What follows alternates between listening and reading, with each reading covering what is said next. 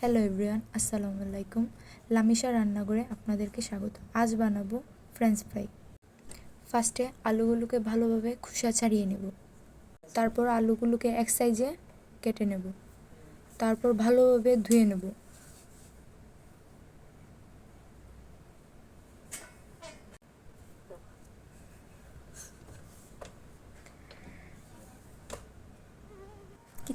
দু-তিনবার ভালোভাবে ধুয়ে ফ্রিজে ঠান্ডা পানি দিয়ে আধা ঘন্টার জন্য রেখে দেব।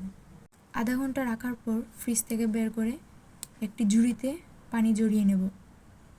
তারপর টিস্যু পেপার দিয়ে ভালোভাবে আলুর গা থেকে ভালোভাবে পানি তুলে নেব, যাতে আলুর গায়ে একটু পানি না থাকে।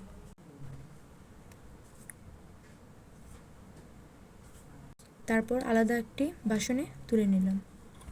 এর পর্যায়ে দিয়ে দেব কর্নফ্লাওয়ার পরিমাণ মতো। তারপর দিয়ে দেব লবণ, দিয়ে ভালোভাবে মাখিয়ে নেব। আলুর গায়ে যেন ভালোভাবে লেগে থাকে।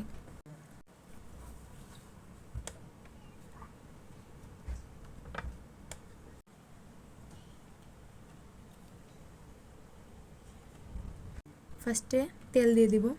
তেলটিকে ভালোভাবে গরম করব না, মিডিয়াম আছে রাখবো। এর পর্যায়ে আলুগুলো দিয়ে দিব, হালকা আছে ভেজে নেব। তারপর দ্বিতীয় পর্যায়ে আবার ভাজবো। এরকমভাবে রেখে আমি তুলে নেব। তেলটি ভালোভাবে জড়িয়ে একটি পাত্রে তুলে নেব।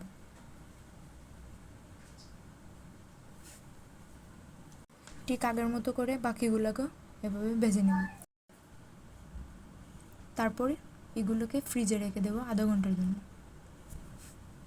এ পর্যায়ে আপনারা ডিপ ফ্রিজে রেখে 1 মাসের জন্য সংরক্ষণ করতে পারেন। তারপর দ্বিতীয়বার ভালো করে আমি ফ্রেঞ্চ ফ্রাইগুলোকে ভেজে নেব। ফাইনালি তৈরি হয়ে গেল আমাদের মজাদার ফ্রেঞ্চ ফ্রাই। ভিডিওটি ভালো লাগলে লাইক, কমেন্ট, শেয়ার করে দেবেন।